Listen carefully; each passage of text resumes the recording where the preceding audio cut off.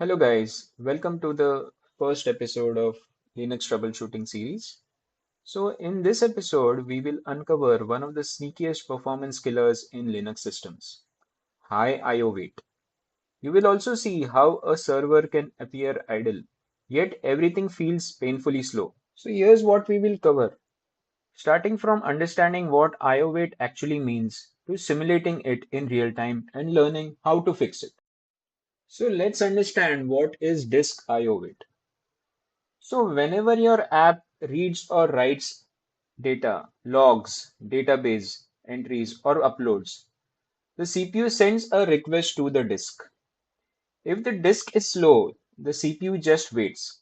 That waiting time is called iowait. So in the top command, we will see it later in our demos as well, but if you have seen it, there is a %WA which shows how much time your CPU is waiting on disk IO. So this one. So if you see this about 20% consistently, that's a red flag. Your disk is the bottleneck. So let's simulate a disk heavy workload using dd command.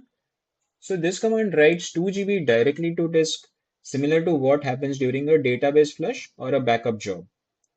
So we will move ahead with the demo wherein we will be simulating a disk heavy workload and try to simulate IO wait. Let's go ahead. Yeah. So to just simulate disk weight, we will try to create disk pressure. But before creating disk pressure, I'm just starting a tiny demo app that is just writing logs every 200 milliseconds. This simulates what most real servers do. They log frequently. So let's go about doing that. I'll also add this into our GitHub repo that I'll share in end of this video.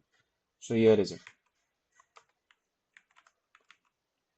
So this is a simple thing that is just writing to app.log. And what next we will do is we will now see what the top actually looks like. So here it is. So now as you can see, there is no IO wait. So this is the one that we have to be very careful about. So if this goes above, means it goes high, we are experiencing IO wait. So currently there is no IO wait and the CPU is also idle. So not much to be worried about. Now what next we'll do is we'll try to create disk pressure. How we will simulate this? We will use a simple disk copy command, that is dd command. So, I'll just run the dd command. So before that, what is a dd command? The dd command is just a low-level data copying tool that Linux provides. So it is often used for copying data block by block, creating disk images, wiping disk, creating bootable USBs, and most commonly in troubleshooting labs also, like how we are doing. So this will actually simulate a real world scenario, production scenario. So I will just do the dd command, that is, and we'll just go through the breakdown as well. So before running this, what is this doing? So if you see if is equal to dev0, it is if is for input file. It is using a device 0, that dev0 just generates unlimited 0 bytes, super fast, no real data needed. And then next is OF, that is output file. This is where those zeros are written. It will be written to a file called big file in tmp directory, temp directory. Next is bs is equal to 1m. So what this does is it is called block size. BS is block size and it is doing a 1 megabyte of block size. We are using larger blocks so we can create more disk pressure, and then count is equal to 50,000. So 500, so that is, sorry, this is not 50,000, this is 5,000. So 5,000 into 1m, that goes to 5 GB file. So 5 GB of data will be written to this big file to create disk pressure. And what is this one? Oflag is equal to direct. It is a direct IO. It forces write directly to disk. This makes the test a real disk pressure test. So we are using this. So let's go and fire this one.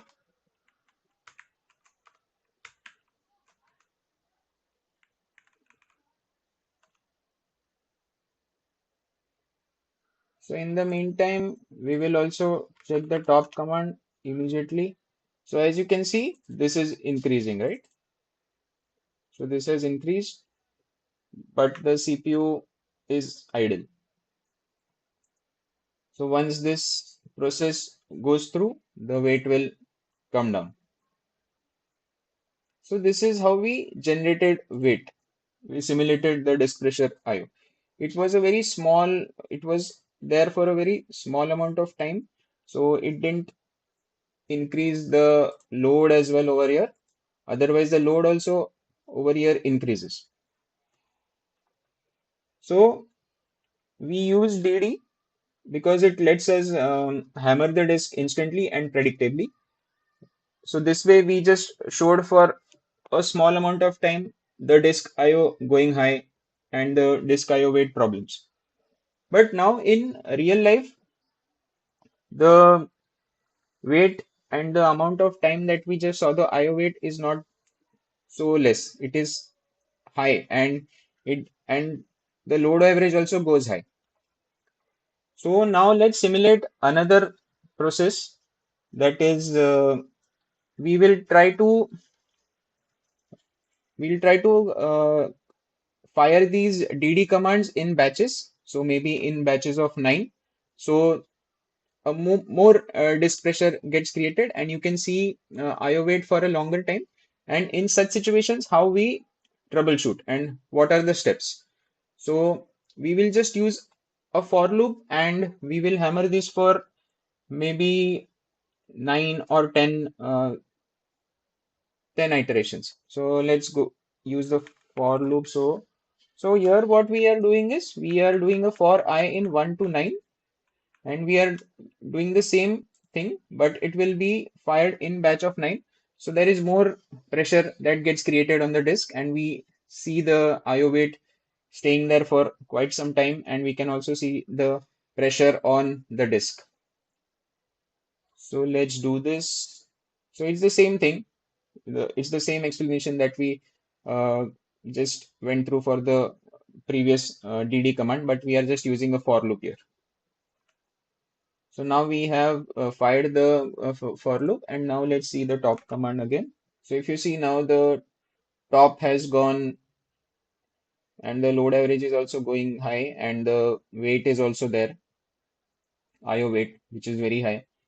In the meantime, we'll also use the IO top command, iostat, sorry, iostat. So as you can see, the IO weight is 94 and it also gives us the disk over here. So SDA is the disk. So now using iostat, we found out that what is the disk that is having the most IO weight and which is having the most IO weight. We saw that. But now you also need to understand what is causing it, right? You want to observe how the system behaves under IO pressure, which processes are stuck in uninterruptible sleep, that is D state. We'll look forward to that. Which processors are doing heavy disk IO, whether the load average spikes because of IO bits, right? So doing that, we can use a simple PS command that I'll show you to find out which processes are in D state, that is uninterruptible sleep state. So let's run that command.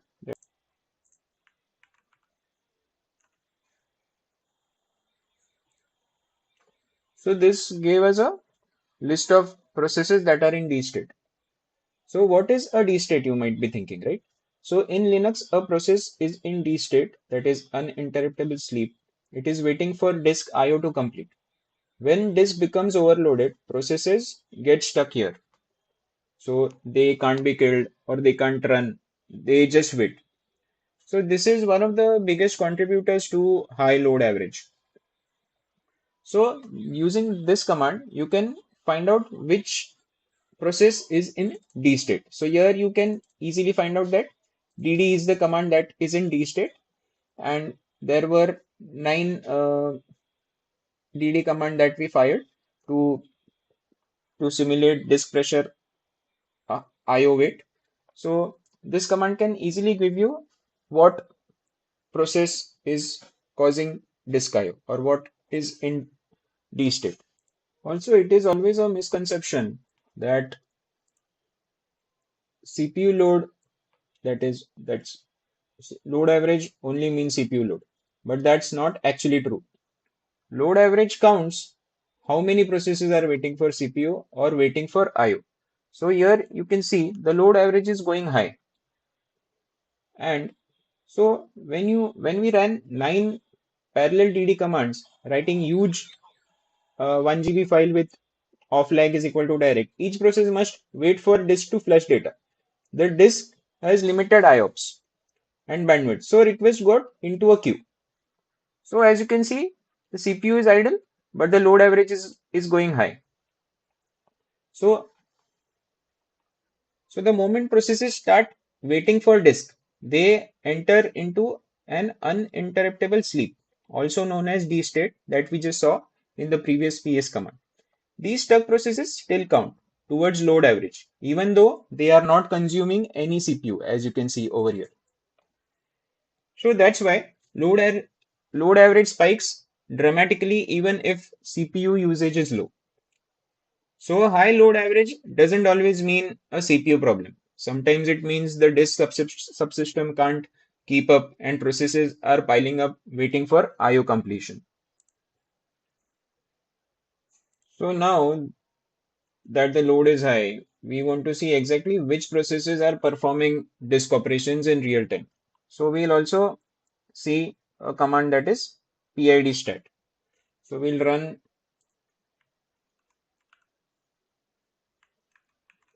pidstat -d1. It runs for every second. So it will give you the process ID and the command and the reads and writes that are happening. We will wait for the entire all the runs to finish. So I think we are done here. So this gave you a good understanding of what process is writing to the disk. This helps pinpoint the processes responsible for IO pressure. Let's just summarize and just revise what iowait actually is and how it works. So whenever your application needs data, maybe reading a file, writing a log, or accessing a database, it sends a system call to the Linux kernel, that the box you see labeled syscall over here. Now syscall, like read, write, or fsync, cannot be completed instantly. They depend on underlying disk. So the moment the kernel hands this request to the disk layer, your process cannot continue. It must wait. This waiting time is what we call iowait. During this time, the process goes into a D state, which means uninterruptible sleep. It isn't using CPU at all. It's literally paused, waiting for the disk to respond. If the disk is fast, the process wakes up quickly. But if the disk is overloaded or slow, the queue of pending IO requests grows. And as the queue grows, the CPU spends more and more time waiting. And the IO wait percent number increases or rises. And here's the tricky part. When IO wait increases, the CPU looks idle, but the system feels slow. This also pushes the load average up. We just saw it in the top command and their output, right? The load average also started going up as the IO wait increased. So that's why high IO wait is one of the most confusing performance issues to troubleshoot. So now that we just went through what iowait was and what iowait is, let's also summarize and go through the steps that we carried out to troubleshoot the issue that was there of iowait.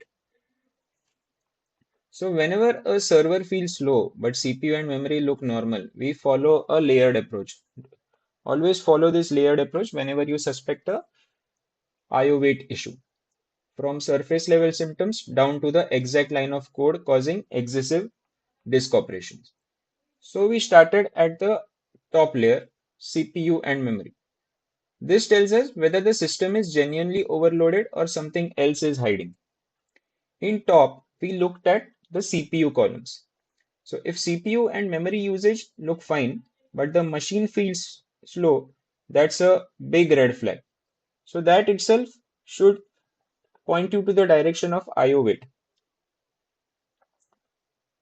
So the second layer, that is step 2, so that is iowait layer.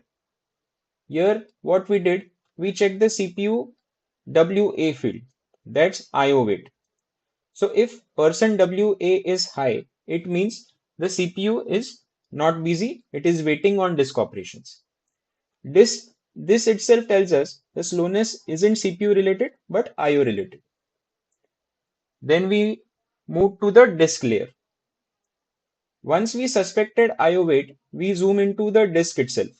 This is where tools like iostat, -x, or iotop really help. We didn't uh, show iotop in our demos, but do give it a try. I'll try to add it in the GitHub repository. So then we check if the disk is 100% busy, is the queue length increasing, or are read-write times too slow? If the disk is struggling, that explains the high percent WA, that is wait time. Then after that, we move to disk, that is, process layer. So here, after knowing the disk is slow, that is not enough. We need to find the culprit. So tools like pidstat or dstat also we haven't covered, but do give it a try, show you which process is hitting the disk hard.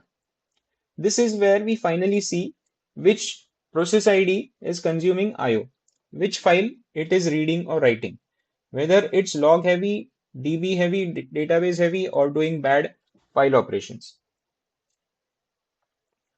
After that, we moved to the code layer. So here we then go to the application itself. So here commands like strace come into play. So by using strace minus p and the process ID, you can find out what is actually happening in the code. So also this can be a homework for you. Try using strace and then find out the logs that the strace gives. So it will give you too many log writes, writing large files repeatedly, not batching IO operations. So all these can be some of the concerns that you might encounter and you might need to fix. So fixing the problem actually happens at the code layer.